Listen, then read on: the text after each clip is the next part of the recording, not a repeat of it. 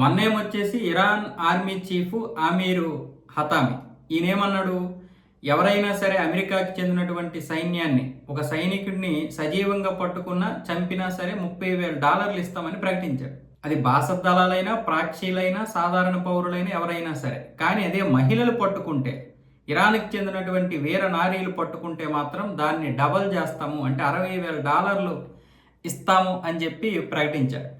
దాంతో ఇప్పుడు ఇరాన్ మహిళలు ఏమొచ్చేసి, ఫస్ట్ మాకు ఏదైతే ఒక స్వేచ్ఛ ఉందో ఆ స్వేచ్ఛ ఇవ్వండి, మేము ఏదైతే అంటే హిజాబు బురకా ఏదైతే ఉందో ఆ బురకా విషయంలోనే ఇప్పుడు వాళ్ళు మొదటి నుంచి, అంటే ఇప్పుడు యుద్ధం వచ్చింది కాబట్టి అవన్నీ పక్కకు వెళ్ళిపోయాయి. కానీ మామూలుగా అయితే ఇరాన్లో ఈ యొక్క బురకా ధరించినటువంటి వారి మీద, హిజాబ్ ధరించినటువంటి వారి మీద చాలా కేసులు అయ్యాయి. చాలా మంది అమ్మాయిలు కూడా చంపేసినటువంటి పరిస్థితి. ఎవరైనా ఎదురు తిరిగితే ఇంక వాళ్ళు కనిపించరు. అదే విధంగా అక్కడ యూనివర్సిటీలో ఎవరైనా కొంచెం ప్రశ్నిస్తే ఇక వాళ్ళు 1 వీక్ తర్వాత కనిపించేవాళ్ళుగా అయాతొల్లా అలీ ఖమేనీ యొక్క ఆధ్వర్యంలో. ఇప్పుడేమొచ్చేసి ఈ విధంగా మీరు మహిళలకి డబుల్ ఇస్తామంటున్నారు కాబట్టి మాకు ఆ డబల్ కాదు, ఒకవేళ మేము పట్టుకొస్తే గనక మా మీద ఉన్నటువంటి ఆంక్షలు ఎత్తివేయండి, మాకు స్వేచ్ఛనివ్వండి అన్న విధంగా ఇప్పుడు అక్కడ మహిళలు ఏమొచ్చేసి అడుగుతా ఉన్నారు.